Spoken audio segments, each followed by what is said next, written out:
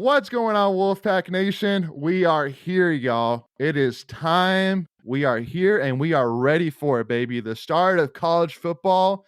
And we are previewing here today that first game at UConn in Storrs, Connecticut here on August 31st. And we got here with us two special guests here with us to help preview this game and give you, Wolfpack Nation, give our amazing followers a little bit of insight into terms of what to expect on August 31st. We got Mike Solomon here with the SSN UConn, and then Pete Calin as well with a former UConn football player, actually. So glad to, first of all, Pete, Mike, thank you both so much for joining us. Really do appreciate your time today. Thanks for having us. Yeah, a joy, man. I ran into Greg one day online. We were having, I think, some fun playing some ping pong, like the usual stuff you do on that you might do on Twitter. And then we suddenly said, hey, let's just stay in touch. You know, we had a good, cool conversation, and glad we're here. Yeah, perfect. Yeah. So, I mean, first kind of, jumping right to it. I mean, I don't know about y'all, but I mean, for me, this is, it's crazy to think about that we are back, only a single digits away from college football being back, and specifically, both of our teams being back. So, I mean, kind of talk to me a little bit here, Pete, in terms of like, what's the feelings right now, being in this final days of the preseason of college football? I think everybody is just anxious for it to get started. I think particularly there's a growing excitement around the team, growing statewide. A lot of hope has been placed back into the program because of the efforts of Jim Mora and his staff and the players. So there's a lot of optimism there that hasn't been there for a long time. And people are looking forward to it, waiting to see what they're going to do. From a player standpoint, despite the massive success over the previous year and roughly the previous decade, it's good to hear that they're not satisfied. They don't think a 6-win season is quite enough, and so they're looking to achieve more. We're looking forward to what they're going to do on the field. So, yeah, absolutely. And kind of jumping right into it, Mike, here a little bit. Talking about last year's game. I mean, I know everybody, is talking about, last year, but I think a lot of state fans, when you talk to them, automatically know that this is not the same UConn team that we saw last year. And this is definitely not the same UConn team we saw for, the last 10 years before the Jim Mora era started, where I think UConn only had 3 seasons where they won more than 4 games, haven't had a winning record since 2010. Like, this is not that same team for sure. There's a lot of excitement, a lot of buzz, especially last year with 2 big wins over Boston College at home, and then beating Liberty to get bowl eligible. So, kind of talk to me a little bit in terms of that NC State game. Let's kind of start from NC State, kind of work our way down the 2022 season. Going into that game, what would you say is maybe something? Because I mean, especially up until that point, like, UConn was going through a lot of really tough games, going to Michigan, was really going through the wood chippers there. So kind of talk to me about your thoughts thinking back, after that NC State game. What were the good, what were the bad? Well, the one thing I might say is this, that in the first 9-10 years of our Division I existence, starting at 2002, going up to around 2011, 2012, we were good. We were a success story. We were in a BCS conference. We had gotten to 5 bowl games. We had 3 titles. It wasn't the strongest BCS conference, I'll acknowledge. But we had West Virginia. We had Boston College, Miami, with those kinds of schools. And we were beating them. And we got to a BCS bowl. We got to the Fiesta Bowl. So there was an excitement in the state. And the state was packing the rent. And things were good. And then our BCS conference collapsed, and we went into the AAC. We had some bad coaching hires. A lot of things fell apart for us. Go ahead. Got to add also, sure. What football program are you going to know is going to be successful when they go through 3 head coaches, 4 ADs, and 6 university presidents? So a lot of turnover in leadership, a lot of instability with direction for the program. So Just throwing that out there as well. Yeah, so it was clearly a rough decade. I mean, we had one bowl bid under Bob Diaco, but generally speaking, the 2010s were a really tough period for us. We are 100%. now at a different point with Mora, who culturally kind of broke us down to the studs and is building it up. I mean, there's an intensely strong brotherhood and culture. Mora mentioned, for example, there was no infighting at all this year. He said there wasn't even a fight on the field. He goes, they're all focused and going towards the same type of goals. So I think what's important this year is we fill the place and get the state excited again. I'm confident that can happen because we've done it before. We're the only real pro entity, a real sports entity in the entire state. So I feel we can get the excitement going again. So coming in to answer your question, I didn't mean to kind of skirt around it, but I definitely believe that the NC State game is a very, very important game for this program. Now, we could bomb. We could make it really close. We might pull out an upset win. Who knows? But the thing is, there's a general excitement, and I think if we can come out and make it a compelling, competitive game and possibly win, I think it changes the calculus and the parameters that we look at for the rest of the season. Well, and let me ask one thing to you, Pete, and then Greg, I'll let you chime in here. But I am curious. It's an interesting thing bringing in a coach that, or it's I guess the most preferred thing to bring in a coach who's working his way up, who's been successful at this place, got offered this job, moved up, was successful at that place, moved up, et cetera, et cetera. Well, now with Jim Mora, obviously being a former NFL coach, being at UCLA for many years, where he had 3 years where he was, winning 10 wins a season, was top 10 in the country, but then had 2 rough years, got let go. And then now he comes to UConn, after having, kind of a couple of years off. So, I mean, kind of tell me in terms of like, is there any kind of worry, even being, from as a former football player side that, it's kind of like you're hoping for a rebound, but it's like, well, if he kind of went downhill at UCLA, what makes you think he's going to be able to work his way back up in a very tough UConn landscape? Again, it hasn't been successful, at least to the level that they want to be, in a long time. Does that make sense, Pete? I think it was important because he expressed he wanted to be there. That's a good point. That was important for the state. It was important for the players because all the circus and the chaos that happened the season before with the transition of coaches, they needed somebody to stabilize that program. And secondly, not only did he express a desire to be there, but he expressed to the players, hey, I want to see what you can do. He didn't automatically come in and cut everybody or whatever he thought was dead weight. So you're saying he didn't do the Deion Sanders approach? Yeah. I was going to say the same thing. Yeah. He gave everybody an opportunity to produce, results, to prove their worth in terms of being there. And he gave them an open forum and open competition to do that. And as a player, they'll run through walls for you if they believe that you're giving them a shot, give them a chance. So that's why I love it. That program and that brotherhood has amalgamated to what it is now. Those players have been through the worst in terms of college football experience, having a season canceled, the instability and leadership that they had, and to have someone come in and say, not only do I want to be here, but I want you to be a part of it. They were just eating their chops, and they're given an opportunity to grow and to make mistakes, not think they had to be perfect. So he was the perfect vibe and the perfect man for that time in getting things stable, in my opinion. I love it. Great answer. Yeah, I'd love to build on that a little bit, because when they hired him, he basically said, I'm not going to take over the coaching reins right now. He allowed the interim coach to actually run the program, and he stayed on the sidelines and just observed.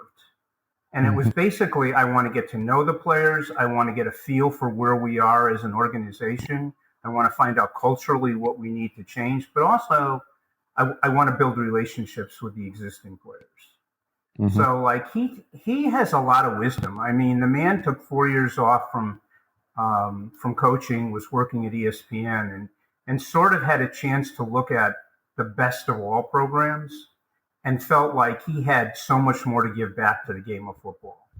And I want to add, I think people undervalue that, because the only way you grow as a person and as a coach is to look inwardly and, basically to give of yourself. Yeah. And when players sense that, they'll run through walls for you. The problem is, sometimes in football culture, you're so engrossed in that competition where, things and all your actions, all your plans can be very, very self-centered, and it can be very hard to look in the mirror to see what works, what doesn't work in terms of establishing connection with players and establishing connection within the dynamics and frames that you want to establish as a head coach in a program. And sometimes time off like that can be a very valuable thing if a coach takes advantage of it to move on and to have greater success at the next stop if they decide to go forward. So it was the perfect storm, I think, for UConn, and I think for Jim Mora as well. Everything has come together and pushed forward the way it has. Football coaches are A+++ personalities to begin with. What's fascinating about Mora, if you watch him speak, you see him at other types of events, and also from what I've heard from press conferences and from what the players say, there's a remarkable calmness about Jim Mora. There's just a deep maturity and a deep wisdom, obviously with his father, but also his years of coaching. And I think it's the right mix, the right personality formula or equation for a club like UConn. And in 1 year, I mean, we went from one win, which was an FBS win, to 6 wins, and then we went to a bowl game we lost. I think he looks at it as, I consider that a stepping stone. I don't consider that in anything close. He wants to win a national championship, and people may laugh, but people laughed at Jim Calhoun in 1985, and I was there when Jim Calhoun said, I believe the impossible is very possible, and I'm here to win a national championship. The man won 3. So now football and men's basketball are different, but Gino Auriemma moved in 1985 into an office with 2 other sports, women's volleyball and women's soccer, and didn't even have his own phone, and built probably the greatest women's basketball program of all time. I only say that because it can be done. And I think he can get us to what I call a P5 level. I think it's possible, but he engenders my belief. Let's put it that way. Yeah.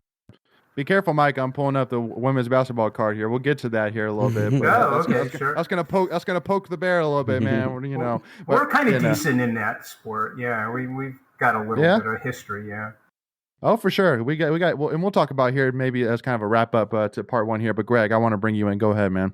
Yeah, I want to get into the game, man. Like, I'm ready for football. Before we continue, I want to take a quick second to tell you about our sponsor, Flightland's Jessup Insurance Group, that has your whole world covered, with agents in 5 offices throughout Eastern North Carolina to help you decide how much coverage you need, offering policies for home and auto, recreational vehicles, commercial, crop, health, life, and employee benefits. They are able to combine options to find a comprehensive solution that works for you. Flightland's Jessup protects the things you love so you can spend less time worrying and more time enjoying them. Find them on Facebook and Instagram at Flightland's Jessup. You can also visit their webpage at www.flightlandsjessup.com. So please make sure to go and check them out. So let's talk a little bit about the offensive side. Pete, what position did you play at UConn, just out of curiosity? I played all 4 defensive back positions at one point. Cool. Started at 3 of them at one point. Mostly safety my last years. Believe it or not, I was in the box as a strong safety. I'm not a big guy. I played at 5'9", 183. Wow. We call him Tanner Engel. So we had a guy like that last year. I was matching up against tight ends at times. They were, they still had 240-260 pound tight ends back then when we played. Sure. and I finished up at Free last year. So that's where I played. So go ahead. I'm sorry. Yeah, no, I was just going to say, I just wanted to talk about the offensive side of the ball because I think there's a lot of, you guys today just named your starting quarterback, which, for anyone outside of the program might be a little bit surprised in that. But digging in for the research of the program once he was named, it kind of made sense because you guys had the same kind of situation that we did where you brought in a new offensive coordinator and Nick Charles, who used to be the head coach at Maine. And his quarterback there was Joseph Fagano. I hope I'm saying his name right. We had the same thing with Fagano. Is that how you say it? Fagnano. Okay, gotcha. Thank you. Yeah. So it's kind of like our situation with Robert Anai and Brendan Armstrong in their time at UVA.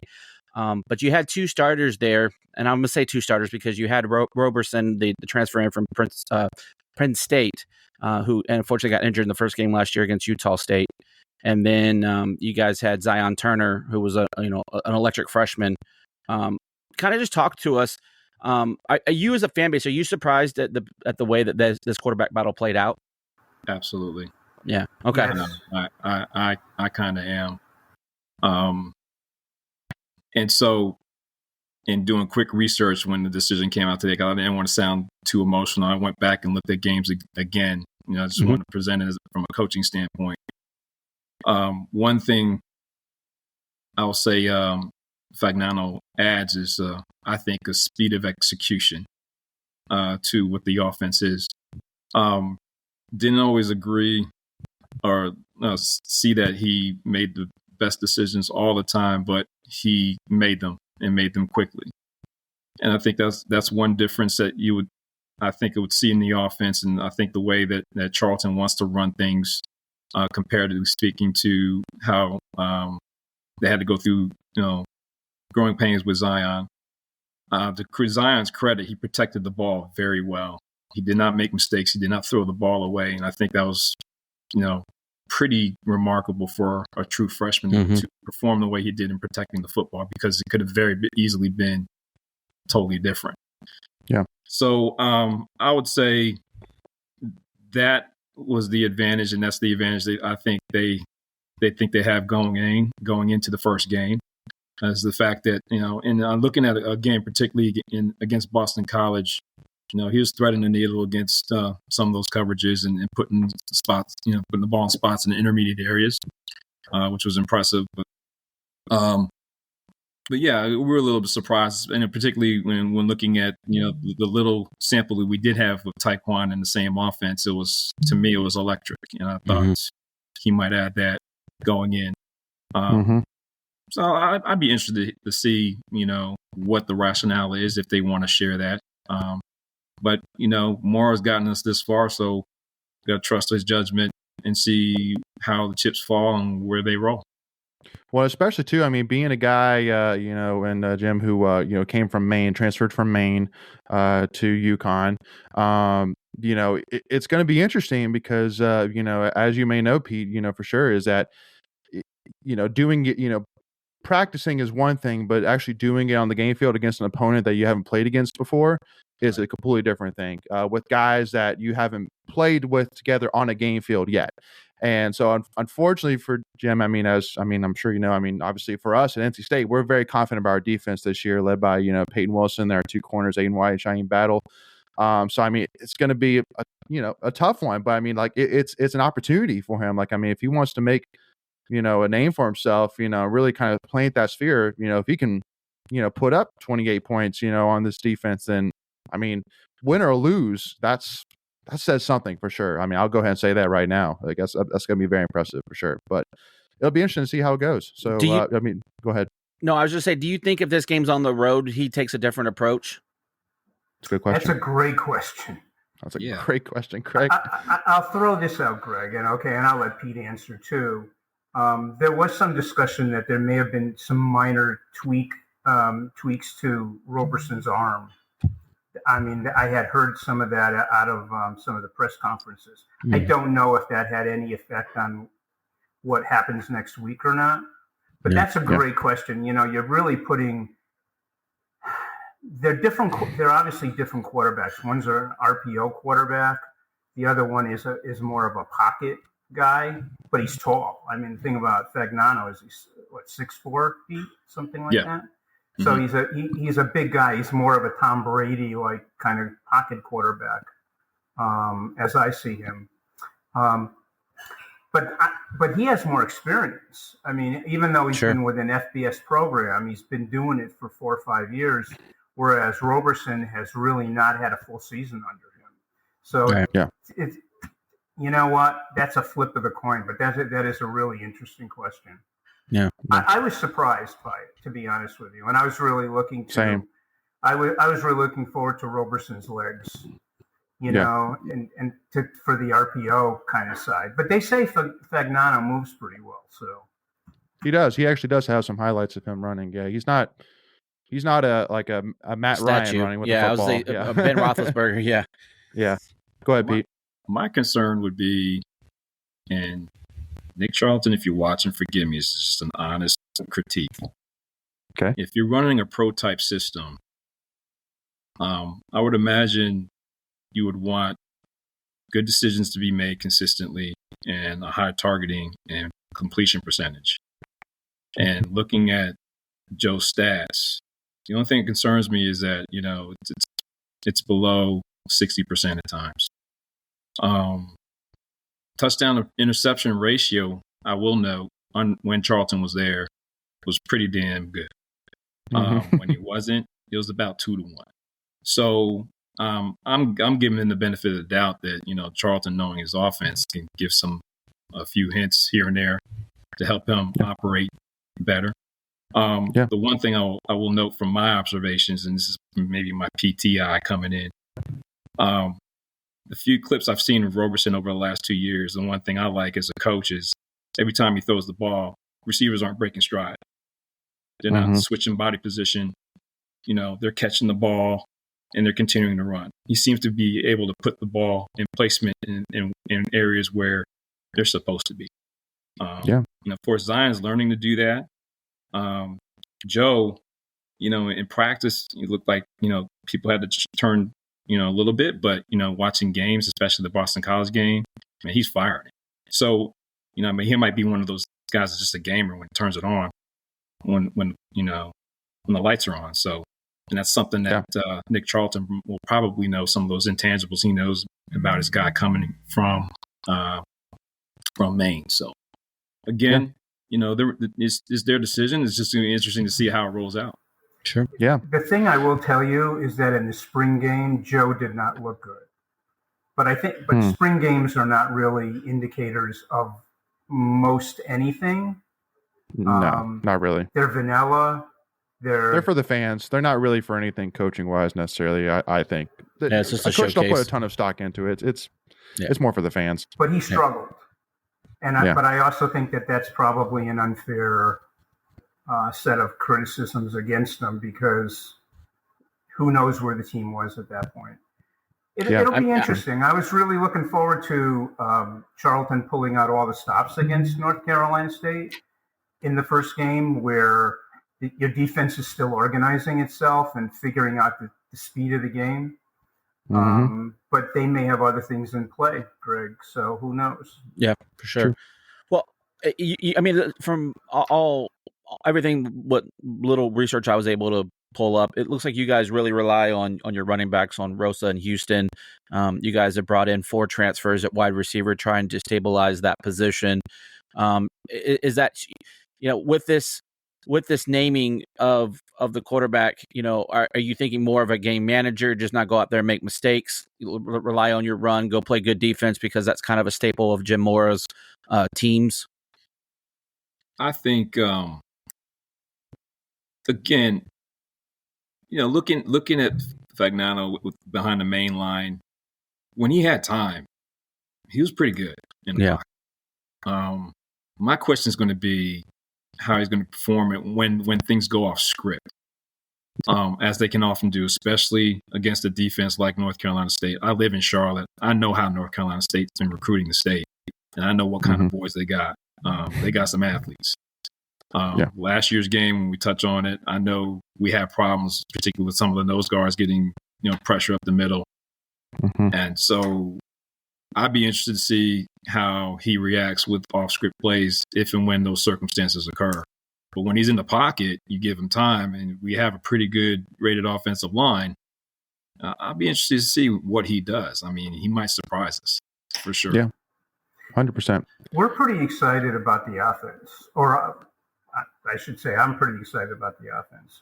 I feel like we're very deep at running back.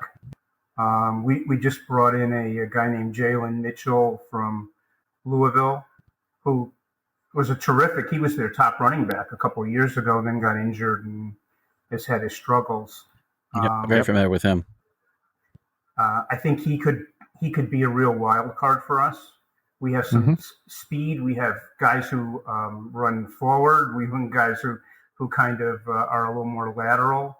Our wide receiver room is seemingly really deep for UConn. We'll see. We brought in a couple of guys from Austin Peay, who was the top guy from Austin Peay, but very quick. We got a guy from Delaware who's very fast and strong. We've had a couple of guys who were injured for the last couple of years who are coming back. Yeah. We feel like we have depth, and we're not like depending on freshmen to carry the load. We'll see. I will say this. I think our offensive line is probably one of the best in G5 and probably might be mid-level in Power 5. And we'll see. We have an All-American candidate there. Our weakness may be center at this point, and they may move our All-American to center to kind of cover that. But our offense, we feel pretty excited about. But it'll be interesting because our very first game is against a very physical, strong defense. Your defensive line is terrific. And it's like one of the things I kind of circled and said what we got to look for will be your defensive line versus our ability to create some holes and and push that line back for our running game to work. Yeah. So we'll pause there, y'all, because I definitely want to talk a little bit more in terms of that wide receiver depth, like you were talking about, Mike, and then talking a little bit about the defense as well. Talk some keys to the game, things like that from the UConn side. So Mike, I guess for your end, I want to kind of give you an opportunity to kind of plug in, if in-state fans want to check out any of your content, things like that. What would be the best way to see some of your stuff, Mike? Sure. SSN _ UConn. It's part of the SSN network, but we're pretty civil there. Or I try to be civil as much as possible. I have some South Carolina women's basketball fans that come at us pretty hard at times. Yeah. I love that. Yeah, really. I have Kansas fans now that are like coming at us like Star Wars, No, but we try to be pretty civil and just keep conversation going and create a little controversy for fun, But yeah, sure. I don't throw shade too often. Yeah. Let's put it that way. Except if it's Boston College. That might be. I love it. And P, for anybody who wants to check you out as well, is there anything you would recommend? I'm pretty new to social media, but I'm establishing cool. link on X or Twitter, formerly known as Twitter. At P, my first initial, last name Calin 33. I like to add into Mike's feed whenever possible and a few other people and try to provide an intelligent add-on to the discussion. I don't always run my mouth about things. I kind of sit back and observe, but I try to make pertinent points when we only run our mouth against Carolina, so we get it. Yeah. And we'll make sure to add both the links to y'all's Twitter page in our description as well. But Wolfpack Nation. So make sure to tune in for part 2 here as again we continue talking about this game and talk some keys to the game. And we'll see y'all for part 2. And for us, make sure again if you haven't already, hit that subscribe button, hit that free notification bell so that way you're notified whenever we release that episode. And also, if you enjoyed this conversation, hit that like button. Also, make sure to give us a follow on Tuffy Talk Now on Twitter, Instagram, or TikTok. We'll see y'all for part 2 and go back, y'all.